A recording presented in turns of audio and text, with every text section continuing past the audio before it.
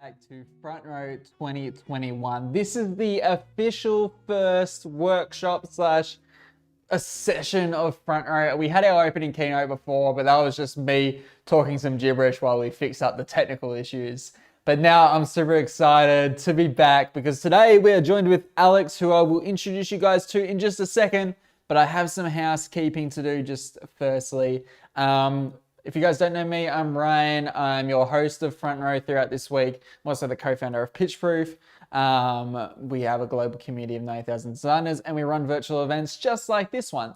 If you guys want to join along at home, make sure you share, take photos, share everything you can online on Instagram and Twitter with the hashtag FrontRow2021, and make sure you tag us on Pitchproof. You've probably seen on our story already, we're sharing every single person who takes some sort of photo, selfie of them attending Front Row. We love to see it. Makes it feel a little bit more personal, which we love.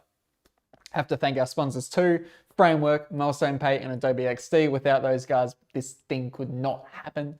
It's just how it works. But with all that out of the way, let's have a round of applause together because we want to introduce Alex Antolino, the creative director at Typeform. Alex, how are you? Hey, what's up? How you doing, Ryan? I'm good. What's new in your world? Dude, I'm like, everything is new. Literally, I've been traveling for like a lot of like months now, and I'm currently like in Fuerteventura, an island of the Canary Islands. And yeah, I'm super excited to be here. Is that where you got your shirt from?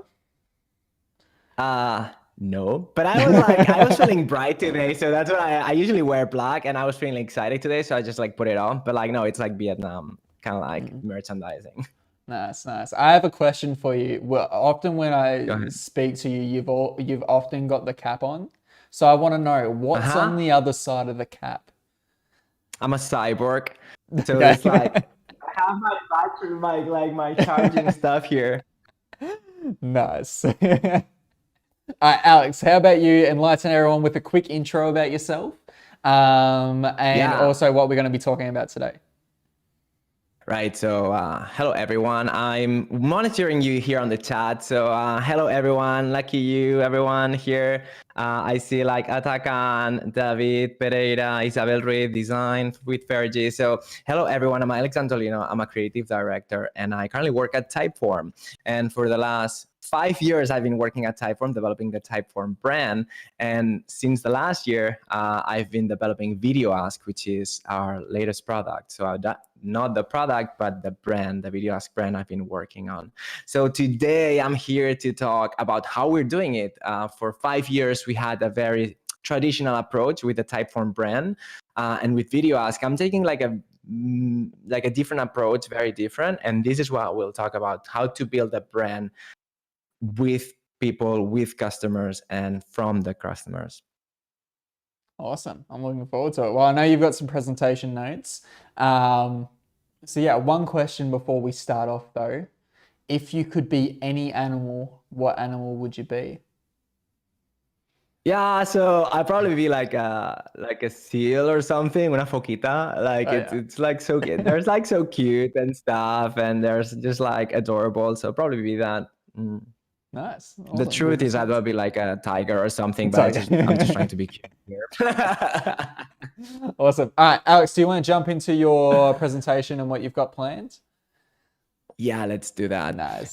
So I've been traveling a lot. I don't have like a handful of flights like I usually have for stuff like that. And I wanted to approach this more like in a workshop format where like it's interactive and stuff like that. I know we'll have a lot of time for questions at the end. And but I'm kind of like looking on my side here on the screen where I have the chat and I see everyone saying hi now. And if you have a question or a comment, I'll try to look there. But anyway, we'll have time for the questions at the end. And I have a couple of slides, but it's going to be more of like a chat where like it's the first time that I talk about this, how we're building the Video Ask brand in a setup like that. So I think it's going to be fun. And yeah, let's get started. Yeah, for sure. Just on that too, guys, if you do want to ask Alex a question throughout this presentation, feel free to chuck it in chat, or what we highly recommend on this page, if you're watching on the Front Row app, if you click above, there's a little like chat icon, which will actually pop out a bit of an embed of a video ask where you guys can submit video questions or even your typed responses. We highly recommend video though, because we will be asking that one first. So you guys actually get to use the product that Alex has been behind for a year or so now, as well as actually get yourself on the live stream, which is super cool because you actually get to ask your question almost in person with Alex. So it just creates that extra level of human interaction. So yeah, feel free to do that. Keep that in mind if you want to ask Alex any questions. Yeah, I would actually encourage you to jump on video. It's really, really much more of a, closer and greater experience if I get to see you and you're here on the live stream and we talk like one face to face. So that would be nice. But if you're extremely shy and that's not a possibility, you can also ask a question. But I would love to see you and get to meet you personally. All right, so we're here to talk about like brand strategy, basically, okay, and how to build a people first brand. And so I'm gonna start with a little bit of a story here, but before we get into that, what I'm trying to explain is like a new way that I've realized that you can build brands that are not necessarily directed to like design. So just a little bit of context. When I was involved in creating the Typeform brand as you know it today. We worked with like a design agency, and the whole process was based on basically developing that identity, the visual identity for the brand. And of course, we created like a brand traditional process where like for like 8 months or something, we spent developing that identity. And there's plenty of videos on YouTube about the type and articles about Typeforms around identity. So I'm not going to talk about this today. What I want to talk about is how I've been developing the Video as brand for the last year, because I think there's a lot of insights, and I'm excited to share those insights on things that I've learned that have been really, really interesting on how to create a deeper connection with your customers, right? So let's get to that story. You've been following the events that have happened, and I'm not happening like last year. I'm not going to talk about COVID because I think we've talked about this enough for the last months. But there's something that was very interesting that happened a few months ago with U.S. elections, and there's a documentary on HBO about it, and it's the QAnon phenomenon. And I want to start with this because I'm actually like, can you let me know on the chat how familiar are you with the QAnon phenomena? And how much have you seen about the QAnon movement? Because I'm not going to get into politics here. That's not the point. But I want to talk from a perspective of branding, right? So have you considered the Q phenomena or the Q movement as a brand? So I'd like to see what you think on the chat here, and just let me know, and I'll go and check. But Q is this phenomena of like, someone putting like some messages on 8chan, one of like the webs, like a very raw blog or forum or whatever. And there were like these Q drops that that Q person was like dropping. And it was just some messages, like kind of like cryptic messages of things that would happen or things related to Trump, presidency and stuff like that. And then that became like a movement. And that movement had like a strong presence on media and stuff for the US election, right? When I started thinking about this, and I see like now, I have some delay here on the chat, but I see like you're familiar. Some people haven't heard of it, so that's good. So when you think about the QAnon movement, there is something interesting. There's like all the elements of brand are there. So you see there's like a logo, there's like a name of the brand, there's like all these different elements that you can identify, and there's like a lot of people following that. What's really interesting about this point of view as when you look at it in terms of branding, you realize that really, if you want to think as Q as a brand, there's really no one owning that brand. But at the same time, everyone who joins the movement owns the brand. And I think this is fascinating. And we're going to talk about these in two like areas, representation and communication, but we'll get into that later. But what I'm trying to say here is like, who owns the Q brand? No one. But still, it's a very profitable brand. Like there's, QAnon influencers. There's an HBO documentary that I watched. It's called the Q the Storm, or Entering the Storm, or something like that. It's fun to watch. I'm not sure if it's good or bad. It's just fun to watch in a way. And so of course it's like a profitable brand, and it's profitable for like many people. And I think there's many, like when you look at it in terms of branding, there's a lot of things that we can learn, again, without getting into politics here, because that's not the point. But there's many things that we can maybe, if we analyze this phenomenon, how it grew so fast, that we can maybe apply in the way we communicate our business or things like that, okay? Our personal brand. So bear with me. I know it's a bit of a leap here, but bear with me because I will break it down and see what happens, okay? I think what was so powerful about how it grew so much, the QAnon phenomena, or like the QAnon movement, is that there was this like these drops, these messages, the Q person dropping these ideas, and people started following that, right? And if you think that the person Q is the brand, maybe that could be like a misconception, because the way I see it, these Q drops, these messages that person was leaving, that got a lot of people involved in following them and analyzing them. To me, that's the product. And every person following that was paying with their attention, right?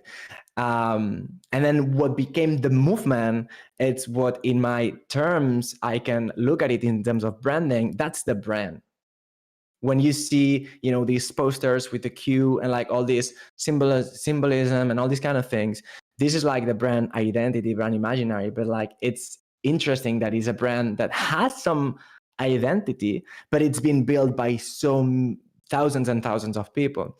And so that, to me, there's something interesting in this idea. Like some brands, especially like we come from like an era where like we as companies, we had like full control of our brands. But today it's not like that. You put something out there and it's all about the audience and just the culture to shape your brand in a way. And I think it's interesting how like a brand with no owner can grow so much and can bring benefit, like can bring profit to so many people, right? So that's what I want to talk about today. What can we learn from this? Okay, so I'm gonna divide this into I'm just watching like the messages here. So again, there's a little bit of a delay, but I'm like, is you like L from like Death Note? That's a really good analogy. If you've watched Death Note, I can see where you're coming from. So it's this idea of like there's just something that is interesting, and to get there, I want to break a little bit, Bran, and maybe you've seen some of my content and you've already seen that, but it's always like a good as a reminder. So I'm gonna bring a slide here from my presentation, and I'm gonna try to break down brand and how brands work and what's the purpose of a brand. So we can actually understand and start understanding what are the things that work in the Q movement. So I don't know, Ryan, can you confirm if the slide is from the presentation is live now? Yep, I believe everybody should be able to see that. Right, awesome. So the purpose of every brand is to build trust. Okay, this sounds like a very cliche kind of thing, but it's important when you apply it to like everyday life. You need to understand that the purpose of a brand is not to make money. I think making money and make your brand long term, like sustainable in the long term, that's a byproduct of building trust. When you build trust in a solid way, in a meaningful way, your brand is going to be there for more time. Your customers are going to stay with you, and you of course are going to make money. Okay, but it's important for me that we always think in terms of trust as the currency for brands. And then so the next obvious question, and again I've talked about this before, on the next slide I explain how to build trust you need your capacity, you need coherency, and you need to care. You need to be considerate. Okay, there's a video I've made with the Future that you can look on YouTube where I explain this with more depth, but I don't want to get into that because we've talked about this before. So when you are able to communicate how capable are you of solving someone else's problem, when you're able to stay coherent over time, so your words and your actions are aligned, and when you care about the people you're serving, you build trust. Those are the three areas of focus that I use when I build brands, right? And this is everything on your business, from your design, your product itself, but also the way you talk on social media, the way you help people solve their problems using their product on your support, right? So let's see how on the next slide, the QAnon phenomenon the Q brand has been able to like leverage all these three areas of focus and build that trust, in my opinion, of course. So you see how like capacity is built on this idea of like the Q drops being able to anticipate facts that will happen. Again, if you don't know what I'm talking about, maybe you want to watch the documentary. Again, it's fun to watch. It's on HBO. But the whole think of this Q phenomena was that this Q person was dropping some messages that people were finding to be credible in terms of what would happen later in reality, right? So this idea that to provide credible information or that was supposed to come from someone close to Trump or inner circle, that was what built the capacity of Q and that brand and make it as a trustworthy brand in terms of capacity. Then this idea of consistency, they were Q drops on regular basis. Every week there was a new drop, every day sometimes, or even more, several drops in one day or things like that. And there were the messaging was sometimes repeating. So I think those drops were ending always with like a similar sentence or something like that. So there was some consistency in the way these messages were written, that you would start feeling this sense of familiarity, and you would feel that you're starting to know this character, okay? And then the third one is consideration. If you know a little bit of the of the movement, a lot of people joined because of this idea that Democrats would have like like a network of pedophilia or something like that, and they would join with this idea that they were gonna save the children. Okay, I'm not gonna get into that, but this idea of like we're doing this for our children is this idea of like, oh, this person cares about us, so it's giving us information so we can do something about it, right? So all these three elements are there, and to me it's no surprise how this whole movement grew so much in so little time, because it's just like it was building trust on every single drop, on every single interaction, right? So we'll get into that later, but like the first section of the presentation, or like of this conversation, it's gonna be about like insights and how to build your user-driven brand, and then we're gonna talk about some action, really really quickly, how you like a little blueprint on how you can start doing if you want to do this next week or next Monday or even tomorrow. Okay, so when we're talking to when we're getting into insights, I think what's interesting here is this idea of like, if you're able to leverage those three elements, now you need to start thinking, okay, it's not about, my brand is not about what I do or what I say, it's about my people. So to build a user-driven brand, what you need to do, or what I've been doing with Video Ask, is kind of like forget the company at the beginning of the process of building that brand and shift all my attention into the customer. And this is something completely opposite as what I did for Typeform. For Typeform, it was we of course did some user research and a couple of focus groups when we were building the brand as part of the brand identity process. But we spent a lot of time thinking about the business and what we wanted to be, what we wanted to project, how we wanted to position ourselves, blah, blah, blah. With Video Ask, I've tried a different approach that is extremely user-centered, meaning we spent a lot of time talking with users, and I personally talk to users every single week. And from those conversations, we've been developing the brand, not in just one single launch, the day of the launch of your brand identity, but more of like a process. So I haven't been that much interested in refining the design, having the perfect brand identity and things like that. But I spend more time talking with users and trying to understand how they perceive the brand and the product, what are they trying to do, how this solves their problems, right? So in this slide that I'm going to share right now, I have like 3 ideas on what should be, or what has been my role, and what could you do when you are trying to build a user-driven brand. So the first thing is identify what are the conversations that are happening around your product, then enable those conversations and support those conversations with users that are already engaging with your brand, and then celebrate their success. And I think this is going to be like a very fun, like this is going to be like a very important part of the presentation, like this idea of celebration, because it's all about like changing your mindset, and we're going to talk about this later. But for now, let's talk about like why brands are so powerful, why you think a user-driven brand is so powerful.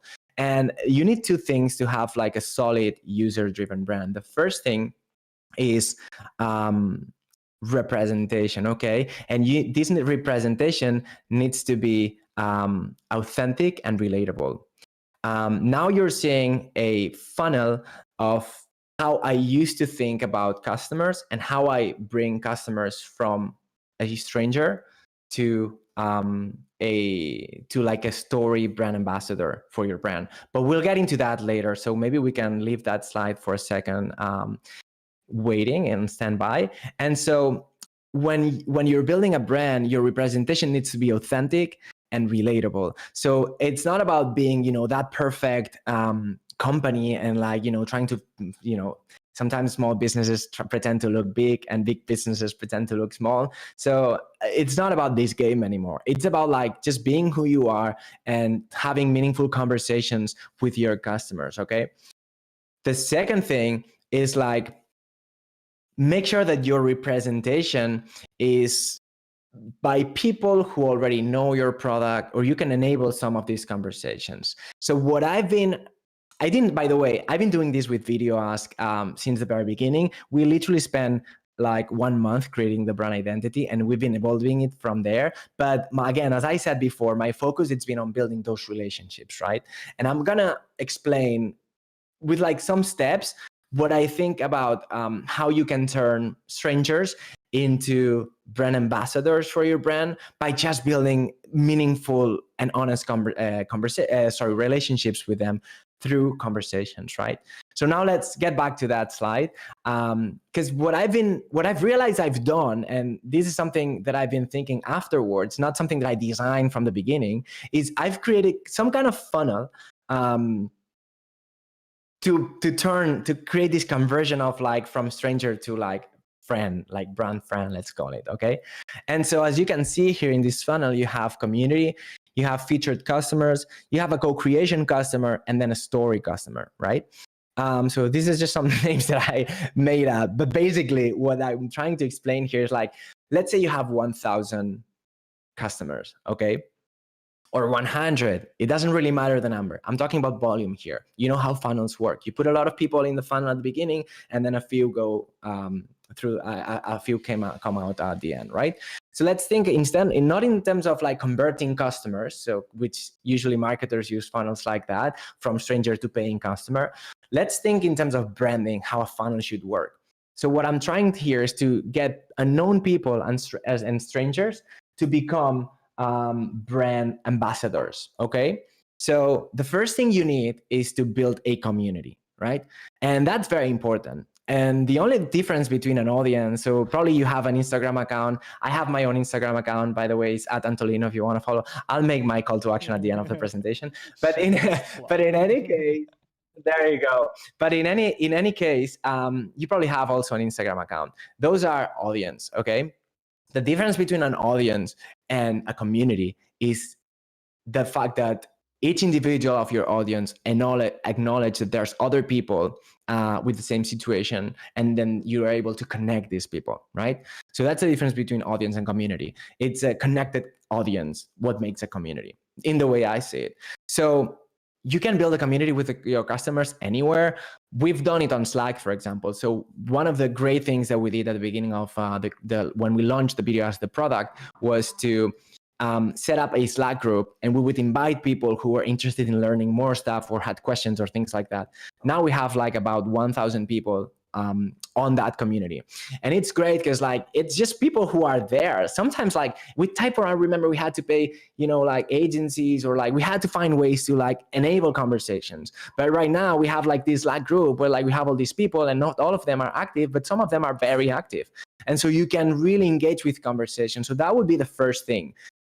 Enable a space for people to interact with you, and to be not just individually, but like one-to-many. So the fact that so that they can see that there's other people, and they can have spontaneous conversations, and you can be part of those conversations, right?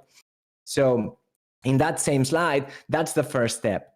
Building the community is the first thing. So let's say you have like 1,000 people on your community. Maybe you have like 100 people. It doesn't really matter. okay? But you need volume, okay? So let's bring the slide up, and I'll take you through that journey. Now let's say we have 1,000 people, and for me it's easy to talk about these numbers because we're like a SaaS product. Maybe you have a small agency, that's fine. Maybe you have 50 customers, that's okay. It's all about proportion here, okay? When you identify, like I said before, as your role, when you identify some meaningful, the same question may be repeated like 10 times, or some people that are interested on one specific thing, or even not something related with your product or service, but like specific topic that people are sensitive to, that's when you want to start featuring that content, right? So your content is used as a way to spark conversations. And also I'll talk about this in a second, but I've been using our content for in Instagram and in YouTube as research, right? So what I did at the very beginning is to understand the brand that I was gonna create and to understand the product, I needed to interview users. So what I did, I asked those people that I wanted to interview if I could record this and turn it into like YouTube content. And that's how the Video Ask podcast was born. It was literally my user research that with their consent, I turn it into content. I'm just saying this just to explain how sold I am in this idea of that brands need to evolve over time. When you understand that your brand evolves over time, it doesn't really matter. You don't need to have all your stuff sorted out. It's all about like having conversations that are related to your product. And in those conversations, you understand where you want to take your brand. And of course, your brand evolves, and Video Ask now, it's not the same as it was 1 year ago, but it's kind of like it's been evolving, right? So this is the featuring customers, right? So for example, you have your community, and then you identify that, oh, there's this person using this really cool your product in this really cool way. Let's feature that. Let's put it on our website, right? So I don't care if you have like a design agency or like a branding agency. Well, from all your customers, you're not going to be able to feature them all. Just select the ones that you really like. And it's from 1,000, for example, we can feature 100, right? So, or maybe 50, 100, or if you have 100, maybe we feature 10. Okay, that's fine. On our case studies, for example. So when we feature those users, what we're doing is we're celebrating their success. So does this sound like a bell to you? Like, is this reminds you of something? It's the whole idea of testimonials is built on this. The problem is that it's been used in the wrong way. So I mean, please let me know in the chat. Have you ever seen it like a testimonial and feel like, oh, what the fuck is that? You know, like for me, like I never believed in testimonials. It was terrible. And when I started shifting my mindset, thanks to one of the conversations that I had in the podcast with Justin Demers, who is specialized in that, taught me to think about testimonials as celebration, as a gift to the other person, and amplify their success through our channels instead of, hey, can you talk really well about our product? It changes the relationship with that customer, but it also changes the approach of that piece of content. So featured customer would be in that section. You can celebrate their success with like, asking them to, explain how they did it, or maybe you put their case on your website. From those 10, let's say, we had 100 at the beginning, now we have 10. From those 10 featured customers, maybe there's like one or two that you really, really like. And then so you can co-create with them. Maybe you can co-create a piece of content. Maybe you can invite them to your video podcast like we're doing. And so from these 10, maybe you end up co-creating with one or two or three. And that's already like a big, that's great. Like if you check our Instagram Video Ask app, you'll see that literally everything there, or 90%, is our customers. That's how we think about it. Like we feature them, we talk about them, and we end up co-creating content with them. So we invite one of our customers to our podcast, and I make an interview, and then we chop that content, we put it on Instagram, and it's literally them talking, not us as a brand. And this, what creates on everyone watching, is this sense of community. It makes the brand more relatable because I see people like me using it. with success, and it's not like a whitewash, everything is perfect version of it, but it's just like their experience on a like spontaneous conversation. And now the final, like the tipping point of this invert pyramid is when you actually really like one of those stories and really feel like they embody your brand, and then you can tell the story, and then you can go to the next level of co-creation, which, by the way, due to COVID we haven't done yet because we haven't been able to travel that much. But one of these stories that you really resonated with as a brand, you would travel and shoot with them some content and take that co-creation, stage to the next level by creating a lot of content.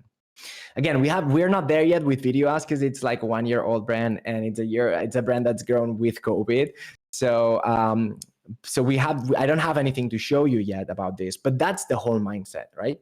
So you see how from like a lot of people, you start building like more deep relationships. And by the way, these people love the brand. That's why they like to talk about it. They're excited, and like I'm excited to talk with them. It's a beneficial relationship with both of us. So that's why I wanted to share a little bit of this idea of like inverted funnel for like brand creation. Okay. I think what's interesting about this is that you end up creating like a lot of like good content that that is meaningful for people and that people can relate with. And that's what I was talking before about authenticity and then relatability, right? Because if it's just us talking about Video Ask, let's be honest, like it's super boring and it's super one-sided. But when it's customers sharing their experience, it's much more powerful. And then people engage with them. People like, you build this network of relationships, and it all starts by having a place, a community, having a network of people that are already interested in your brand or product, and that you can build more deeper relationships with. The final part of the presentation is communication. And I already talked about this. And here's basically two things that we're trying. One is this idea of like from testimonials to celebrations, right? And again, there's a full episode on the Video Ask podcast, 1 hour episode too, that breaks this down very, very interesting. I recommend you watch it if you're into that. But it's this idea of like, asking people, celebrating your customer stories. And by celebrate, and it doesn't really need to talk about your product. By you telling the story of someone winning on what they're doing, it's hypocritical if you say, oh, they did it because of my product. So you don't want to take credit for that. You just want to celebrate their story. You don't even need sometimes to mention your services or product, but just celebrate that person's success genuinely and honestly. And then, of course, affiliate marketing is another way to do that, to start building those relationships, give them something to look for, connect with them. They talk about your brand, your product, and they get some, monetization of that, and that's great. How are you gonna do this? It's just 3 simple steps. And we already talked about this, and I'm gonna finalize with this, my talking, because I'm like already dehydrated. And we're gonna open up for everyone. Real quick. Yes, go. I said it last on the opening keynote because we had some technical difficulties. I just need to fill some time. But do you like my drink bottle? Oh yeah, you like it? It's kind of cool. It's very minimal. Are you gonna send it to me? No, not joking. I could probably get one and send it to you. That's okay. Yeah, no, not your bottle. Yeah. Do you just drink out of a glass normally? Is that your go-to? Yeah, I'm this kind of people. Yeah. Sorry. Alex, that was awesome. I've got a bunch of questions here. I know other people have submitted some questions. So let's just like go rapid fire for the next 15, 20 minutes while we've got you. I have 3 questions to start. Well, technically 4, but I'm going to start with 3 and then we'll get some community ones in. Question number 1 to you. What are the main challenges of creating a user-driven brand? What are the main challenges of creating a user-driven brand? I think First of all, you need to find that people, and it's a process, right? So it's about identifying, being able to identify and leave your ego aside and your preconceived ideas of your brand, and actually just jump in honest conversations. And sometimes the main challenge is to identify those customers or to find those customers. In general, they are willing to spend time with you. So at the beginning I was like, no one's gonna be able to no one will want to talk with me, whatever, they're busy. But no, I mean, if they're happy, they're willing to take the conversation farther. So identifying that would be a main challenge. And I think it's just like, again, building that community. And I think a lot of people will not be interested in talking with you. That's fine. But if you have a big number enough at the top of that funnel, I think you should be good to go. Awesome. What if someone doesn't have a product though? So they haven't launched their product yet, but they want to start building their brand and building a bit of an audience. Like, what can they do? Yeah. So this is literally like what happens with every online course creator. I would say that you first need to you first need to build your audience, and then all of a sudden it's like, oh, by the way, guys, I have I have an online course. So I think that's not an issue, because even if you don't have a product yet or you're working on it, you still have a reason why you started doing this, and you are you've learned some things on the process. So your product is going to be your content, right? So just start making content, talk about the things that are relevant to your brand, and start sharing your values, and start jumping into conversations that are happening around those topics. And then maybe you don't have a product, so you don't have any user or customer to talk with yet, but you can talk with influencers on that space, and you can start building a point of view actually even before launching your product. Interesting.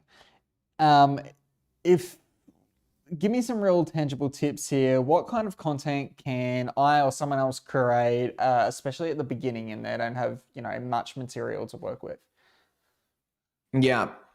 So let's say you need to start from scratch, and again, you have no material. A really good idea is to make a podcast. This is pretty obvious, and I think Tom will talk about building a community. So maybe there's like more stuff about that in the next session.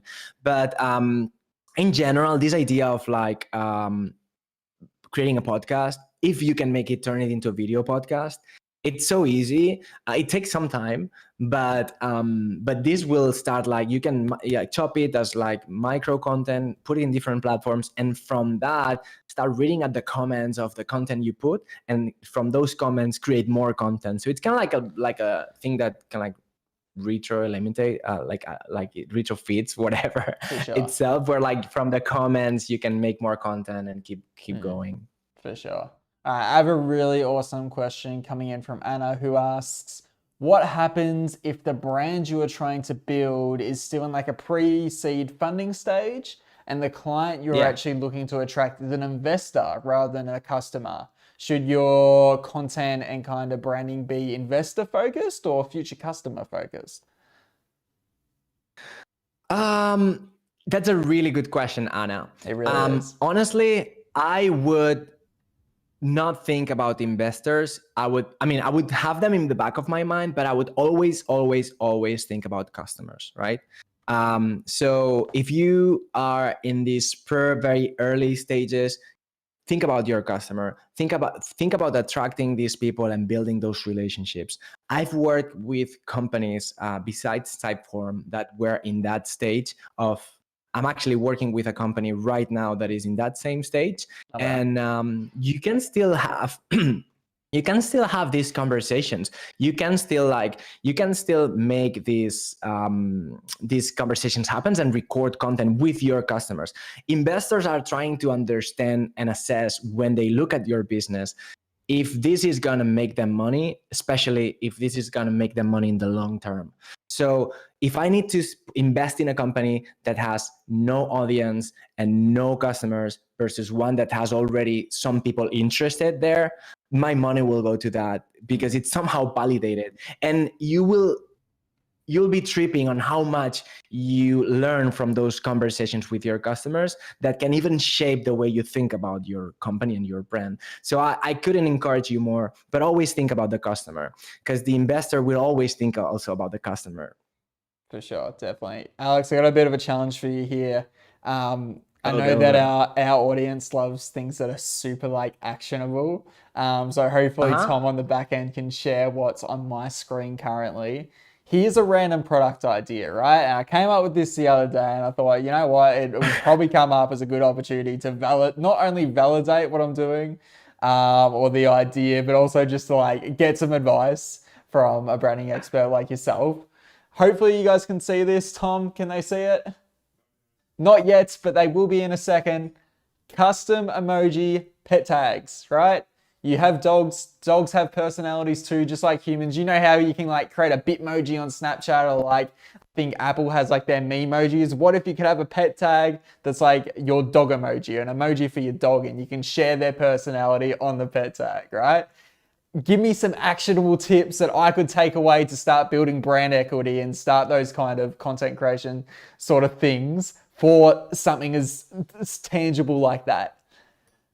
All right. So first of all, let me know if I understood correctly. So literally you're thinking about, because that was, so literally you're thinking about some emojis, but like, you know, these customizable characters for your pet, right? 100%. Is it that? Yeah. Like these little stickers that we use on messaging apps? Yes. Okay. 100%. So, Which and your question hopefully we'll is bring how up you on can screen. start building. So Yeah. All right. Hopefully you can see that too, Alex. It's on my screen. You'll be able to see it on Discord.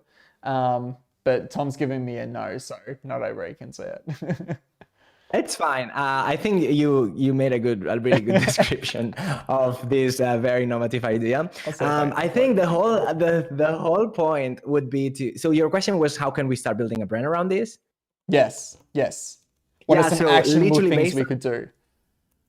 Right. So first of all, you want to see pets, right? So this is for pet owners. So you need to understand who is this directed towards. So I would think, okay, so I need to build this brand. This is for pet owners, because of course pets are not gonna buy their stickers. So you wanna, talk to dog owners, and maybe you can start like bringing. I mean, this is like the easiest brand ever because everyone loves to see dogs and cats pictures and stuff like that. So it would literally start asking people to send images of their pets and start like creating like a narrative around that. So maybe you have like the dog of the week or like the cat of the night or something like that, and you start adding your product, your emoji of that character, and you start giving. It's all about stories. So start giving stories to each one of these animals, right? They have a story, they have a name, they have an age, they have some challenges in their life and some good stuff. So tell their stories and add their stickers so people transfer the love for that animal to your sticker. Love it. Actionable. I've chucked a link on chat and I'll put it in the Discord too, guys, so you can have a look at what I was talking about. All right, I have a few more questions coming in. Oh my god, there's heaps. Super actionable, by the way. I love it. All right, we have a video question coming in here from Neha. So hopefully, Tom, you can put that up on screen. We'll just get a yes or a no from him. He's giving me the nod. So hopefully, Alex, you should be able to see this too. So if we just wait a couple of seconds, we've got an awesome question coming in from Neha. That's great that you sent a video. Thanks so much. It's so exciting. Cool. There's a few coming through. It's just hard to kind of balance them all on our ends. But yeah. Nice. All right, we'll give it a shot. Let's see if it happens. Here's a question from Neha. Let's go. Hi, this is Neha. I wanted to ask that this seems like a more dynamic process. Alex can't hear. Is it, in your experience, more appropriate to younger target audience? Thank you.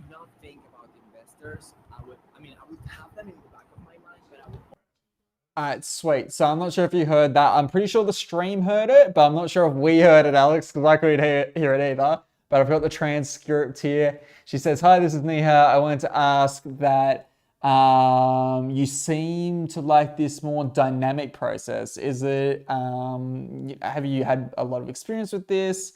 Is it more appropriate to like a younger sort of target audience? What are your thoughts? I think this is a great question, and thanks so much for showing up on video. It's always nice to see who you're talking to. I think it's a great question. It's always for me, and what I learned again, because I didn't do it this way with Typeform, and life and culture and your audience forces you to keep evolving your brand, right? So I think you just start like this. Even if you're small or big, it doesn't really matter. Brands have to evolve. And I think it's fine. It's just like, just be sensitive to what you hear with your audience and your customers, and also the culture and the markets. The brand is always in the intersection between your company, your audience, your people, and the market, right? And this happens within the culture you're in. So of course, all of these things evolve, so you need to be reactive and evolve. So it's good to just like from the very beginning have this mindset of like, it's not as important. I like, the other day I posted that reel saying one of the worst mistakes in my life, and it was spending 8 months on brand identity. So don't do this unless you have a solid reason. Put something out and iterate from there and figure it out on the process. Interesting. All right, Alex, we've got time for probably one more question, if that's all right, and you can take it.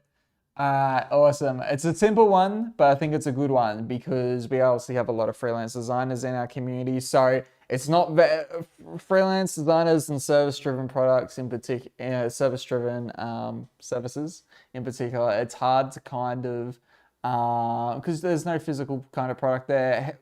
Like, how can we kind of build a brand as a freelance designer? Like, what actionable things can we do to start to, build a brand as a freelancer? Yeah, so content is the best way to do it, honestly. At the very beginning, start putting out content. Again, having conversations, or maybe like you want to share ideas and knowledge from your domain expertise, whatever your product or service is. Because on those conversations, you'll start attracting people and you'll start having meaningful conversations, and it will teach you. So the first way, use, as I said before, and this could be a quote. I wish I had a slide. I'm going to have a slide for next presentation. Your content is your research. Use your content as your research to figure out what game are you in, who is these people you're trying to serve, and how can you fit in that space. And when you do that, you'll learn about your company and you'll evolve from where you started. That's the best. And then you'll understand what identity, and like, of course, you're gonna need some logo design, all these kind of things you're gonna need. That's it's your space, but you can take it from there, and all these things always can evolve. We literally just changed the Typeform logo that we introduced 2 years ago, and nothing happens. Like, like you can tweak those things and it's fine. Yeah, for sure. I get it. Awesome. Alex, thank you so much for joining us today. It's been an absolute blast. I know that everyone has found that super actionable. Is there anything else you kind of want to add? Any final nuggets? And in that nugget, you have to include your social handles so everyone can follow you. All right. Yeah. I mean, no, of course, like I think honesty, relatability, and having like the passion for what you're doing is like the way to build a brand. But the critical thing you need is just to be there for the other people. A brand is a relationship. It's not like a monologue. It's not a communication. It's a relationship. So understanding this, that it's a relationship between you and other people, and that this is a relationship evolving, it will change the way you do branding. And it will remove a lot of this pressure of like, oh my God, the brand identity, we look at 100 logos. That's bullshit. There is a process, but like that's not the most important thing. Brand is about content and relationships. And to me, that's like the most, like that's where I'm sitting right now. I will evolve my point of view, but if there's anything you can take from this presentation, that's it. And if you want to continue the conversation, and I'm super open, I love chatting with all of you on the best way to do that is on my Instagram. So at Antolino, you can take a picture here, or like, directly add me or just DM me, whatever. If you have a question you didn't get the chance to ask, or maybe you didn't want to do in this format, DM me your question. I'll send you voice note. We can have conversations. I'm here to help you, basically. Awesome. Alex, thank you so much for joining us. Make sure everybody goes follow him at Antolino. What a username. Alex, thank you so much for joining us. It's been an absolute blast. And yeah, make sure you guys tag it's been him. amazing. Thank you so Absolutely. much. It's been amazing. I Awesome. love, being part of this. Always. We're always happy to have you. All right. Thank you guys so much for joining this session. Up next, in just a few minutes' time, we have Tom Ross at 2 p.m. So don't refresh the page yet, but in a couple of minutes, you can refresh this page and it will just roll you over to the Tom Ross session, or it should at least. But yeah, join us in a couple of minutes with Tom Ross on community building. And he's also going to be sharing some nuggets from his new ebook, which is super exciting. Huge thanks to our sponsors, Framework, Milestone, and Adobe XD. If you guys haven't already joined the Discord, you can check out the pet emoji that I was just talking about. I uploaded a little mock-up, which Alex gave some great feedback for. So keep an eye for that one too. I'll have to send him a couple, as well as my drink bottle. If you guys want to check out the Virtual Expo too, there's a bunch of goodies in there that are free for you. If you want to rewatch this session or any of the other sessions or attend our mentoring sessions, make sure to get our VIP pass, and you can access that content anytime, anywhere from our virtual platform. But yeah, apart from that, keep using the hashtag FrontRow2021 and tagging us at PitchProof. We love seeing you guys kind of share online. And yeah, now all you need to do is refresh this page and you'll be taken to the Tom Ross session. It's as simple as that. Otherwise, you can use the link that's on Discord at the moment, or just click one of the buttons. I'm sure you'll get there. You guys are smart enough. But yeah, should just be able to refresh and you'll be taken to Tom Ross. Until then, guys, I'll see you later. Have an awesome rest of your day, and I'll speak to you in a couple of minutes.